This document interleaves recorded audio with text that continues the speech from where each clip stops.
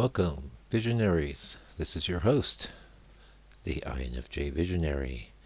And the topic of today's video, I guess, will be codependence. I'm not an expert on narcissism or codependence, but I've been codependent. I'm not a narcissist, and I will say I think I'm pretty good at spotting narcissists now, but when I was younger, well, actually, to be honest, when I was younger, there was not as much known about this narcissist, codependent, it's kind of like a yin yang, isn't it? The codependent is naturally attracted to the narcissist, and the narcissist is naturally attracted to the codependent. And I don't mean like necessarily romantically attracted, although I'm sure that can be the case.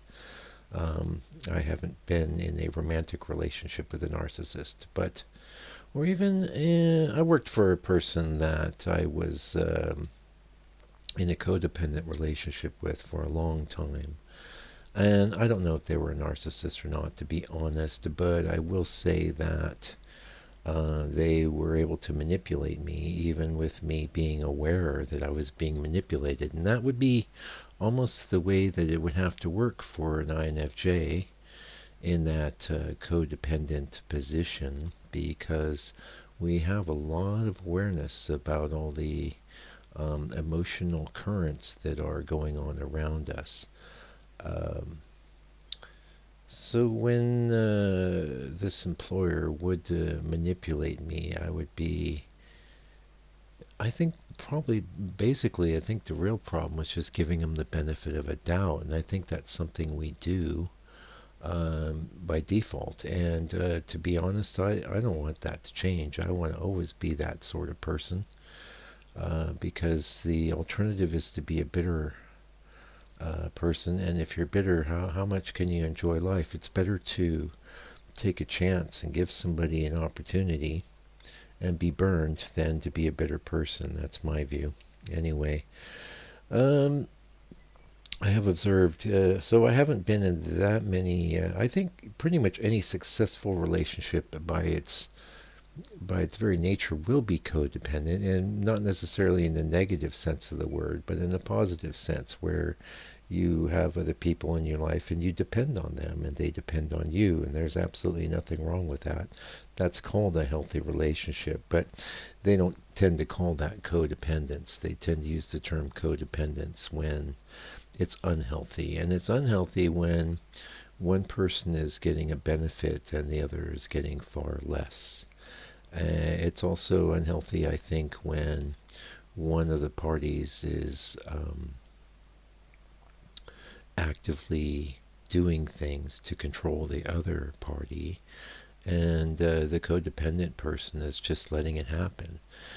This isn't good, but probably not enough experience here for me to say that I could be any kind of expert to give you much help on narcissists. So I will say the best plan is, if you have an inkling that somebody is a narcissist, then just run away as far and as fast as you can, because they're intrinsically toxic. And it doesn't mean you need to judge them. Well, you say I'm not being consistent here. Well, I am being consistent. There's definitely a difference between apprehending something that's true versus moving into territory where you're judging people. Okay, so like, to see that somebody has narcissistic tendencies could be very true. To actively judge them as a bad person, that's where you might be going wrong. And I think you probably could, it's probably possible to be, hold on here, it's probably possible to be a narcissist and be a good person. I don't know for sure. It's not like you're on. So, what is narcissism? Mostly, narcissists are created by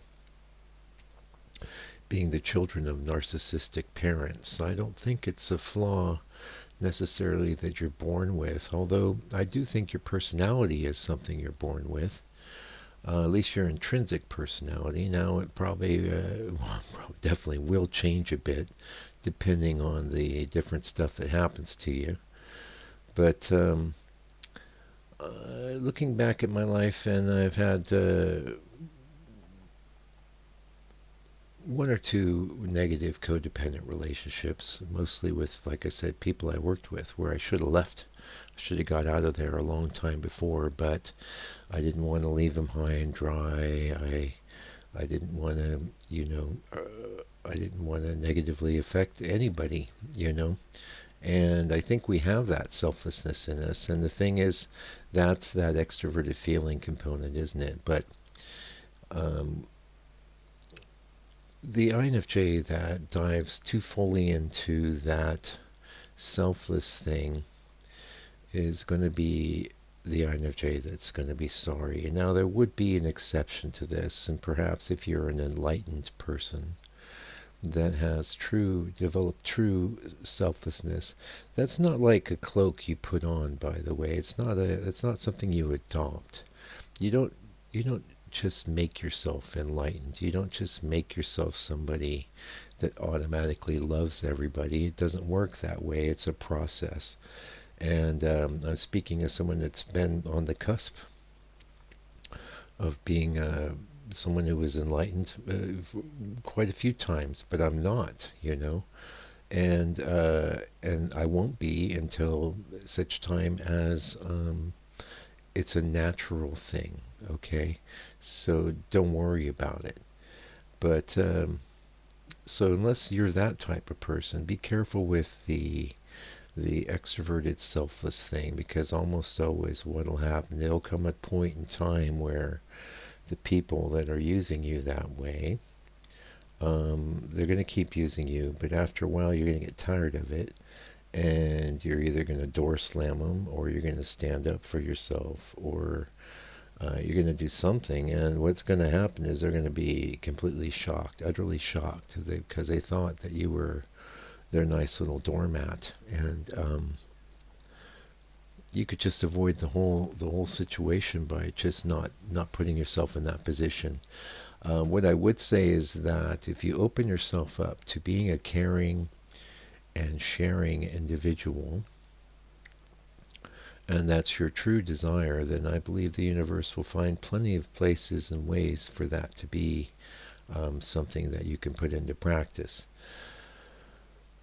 For my part, I'm totally open to helping people at any point in time, and one of the ways I do it, I think, is by doing this broadcast. Is it helpful? I think it's helpful just to hear another person that's wired like you are just talk for 10 minutes. I'm not here to say that I'm the, well, I am the INFJ visionary, and I do have some answers. But whether they're the right answer for you at the right time, only you'll know that. And I just am here to offer my. I'm just here to offer what the Oracle comes up with, what comes from the NI. Today, when I sat down, I was thinking, I don't really even know. I did kind of scroll through. I sometimes will scroll through just search for INFJ and see what sort of topics come up, and stuff like the INFJ stare, and we got, what, 1 minute? I don't know what they mean by the INFJ stare. I mean, anybody can be a starey sort of person. I don't know if I have an INFJ stare. I've never noticed it, and no one's ever told me. Most people that interact with me don't even know I'm an INFJ, and I'd be willing to bet you that even a larger percentage of those people don't even know what an INFJ is or what type they are. And I will say that once you know, if you are an INFJ, once you know, then I think it means a lot to us, because we've always been outliers. We've always been the weird kid that nobody knew why you were the way you were. Well, now you know. It's just the way you're wired. And that's very valuable for us. It could be valuable for other types too, but I try not to speak for other types since I'm here. I'm an INFJ, and I'm proud. Hopefully you're proud too. Hopefully you're having a good day. That's it for this broadcast. I appreciate you coming around, and hopefully you got a little something from here in the Visionary Ramble on a bit, and I'll see you in a couple days. Meanwhile, Keep on keeping on, INFJ.